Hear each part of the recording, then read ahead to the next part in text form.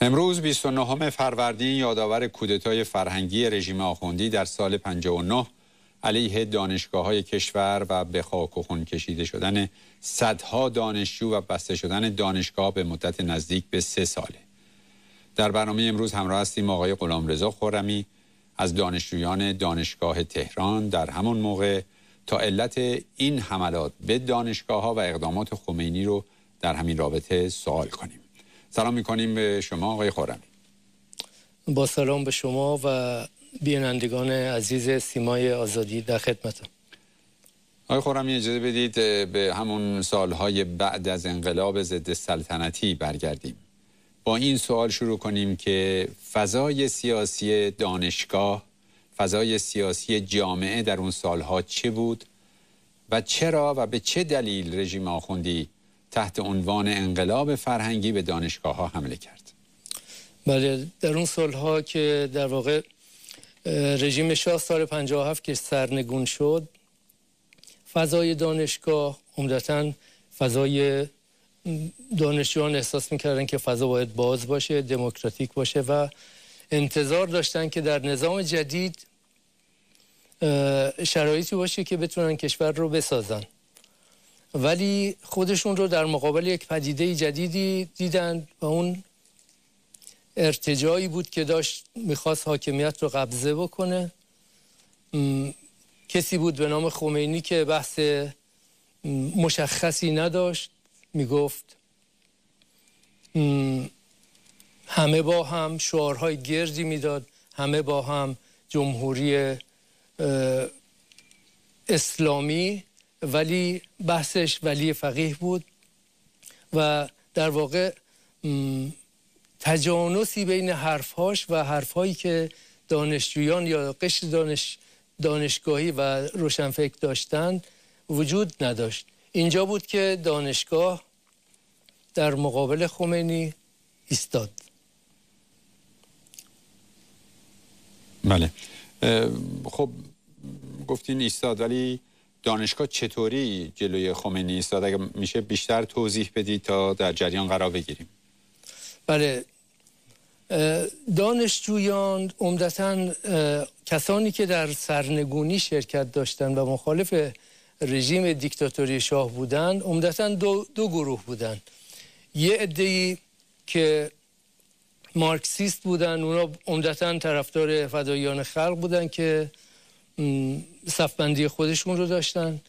دانشجویان مسلمان که مترقی بودن، اینها عمدتاً طرفدار مجاهدین بودن.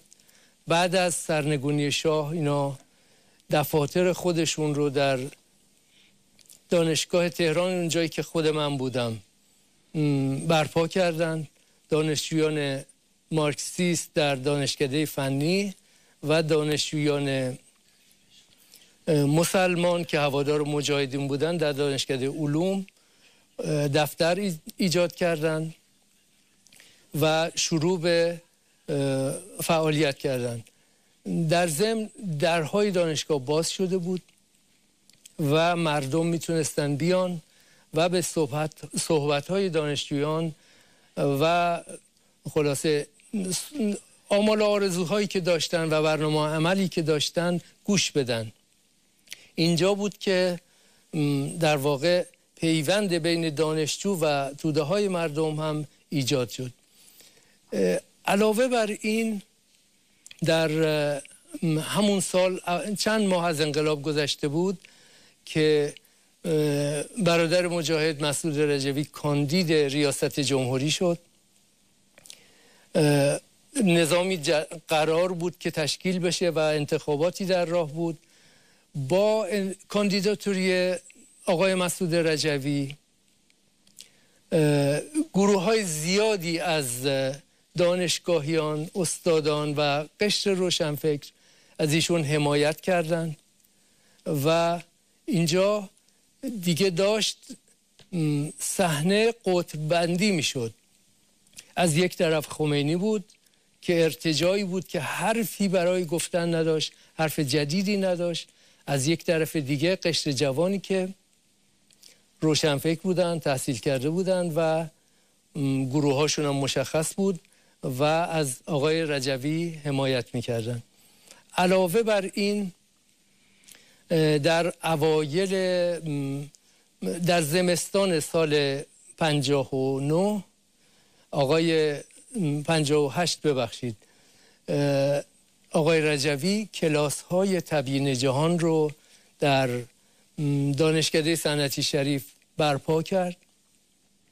از اونجایی که بسیاری از دانشجویان خواهان این بودن که بدونن بالاخره این ایران آینده چجوری ساخته میشه، دیدگاه های مترقی یک اسلام انقلابی چیه و واقعا تشنه این چیزها بودند، این کلاس ها برگزار شد. آقای رجوی کلاس هایی تشکیل داد که حداقل 10,000 نفر در هر جلسه‌ای که روزهای جمعه برگزار میشد در این کلاس ها شرکت میکردن.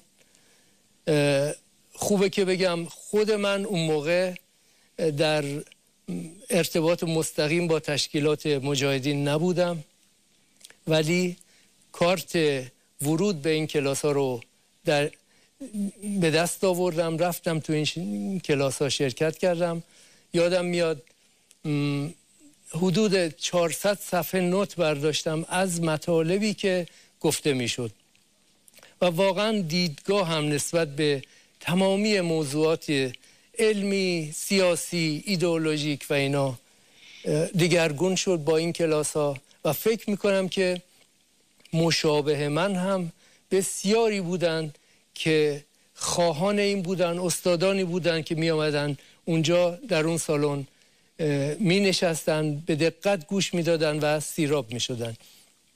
اینجوری این صحنه‌ای که من براتون به اختصار گفتم، این صحنه‌ای بود که دیگه داشت قطب بندی ایجاد می کرد. یعنی یک گروه از آخوندهایی که به سردمداری خمینی اومدن قدرت رو در قبضه بگیرن و یک جریان سیاسی مترقی مسلمانی که حرف نو برای گفتن داره.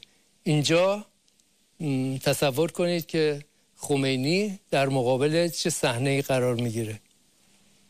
بله، خب شما فضا رو به خوبی تشریح کردید، ولی الان این سوال پیش میاد که چرا خمینی تلاش نکرده که همون دانشجوها، همون کسانی رو که در واقع میگفتین که باش مخالف بودن، همونها رو جذب کنه؟ پس چرا به اسم انقلاب فرهنگی، یعنی بستن دانشگاه، تلاش کرده با این پدیده برخورد کنه؟ خب من یک مقداری بهتون توضیح دادم. قبل از هر چیز خمینی حرفی برای گفتن نداشت. خب یک آخوند مرتجع که برنامه عملی برای ساختن ایران نداره و حرفهاش هیچ گونه نقطه اشتراکی بین حرفاش و نقطه نظرات و خواسته های قشر روشنفکر وجود نداره، راهی نداره، نمیتونه جذب بکنه و در ماهیتش هم نیست که جذب بکنه. ماهیتش ما دیدیم، همون ماها دیدیم که ماهیتش دیکتاتوریه. همون بحث‌های حجاب اجباری که یا روسری یا توسری که راه انداخته بودن، معلوم بود که اینها نمیتونن جذب کنن و به آزادی اعتقاد ندارن. همینجاست که مجبور میشد برای به اصطلاح پیش بردن خط خودش که همون قبضی کردن قدرته، با زور و با سرکوب این خط رو پیش ببره. بله. خب آخرین سوالم اینه که شما گفتین علت و علل رو، ولی چطوری در عمل این انقلاب فرهنگی رو پیش بردن؟ بله، من خوب بود که قبلا توضیح میدادم. دانشگاه فضایی بود که عمدتاً ضد خمینی بود. یکی از عوامل این خمینی، یعنی فکر میکنم رئیس نیروهای مسلحش به نام پاسدار فیروزآبادی، در جایی گفت که توی دانشگاه فقط 5% دانشجویان طرفدار خمینی بودن. لاجرم خمینی نیاز داشت که یک گروه‌های دیگری رو وارد بکنه برای اینکه این سرکوب رو پیش ببره مجبور شد یک سری لاتولومپن ها، افراد کمیته ها و خلاصه فالانش هایی که اساساً جاشون توی دانشگاه نبود اینا رو وارد بکنه. به اتفاق همون تعداد معدودی که دانشجویانی که طرفدار خودش بودن، به وسیله اینا خطوط خودش رو پیش ببره. با همینها تونست به سفارت آمریکا حمله بکنه، گروگانگیری کنن. با همینها تلاش کرد که دولت بازرگان که اون موقع از یک زمانی دولت امام زمان نامیده میشد اون رو برکنار بکنه.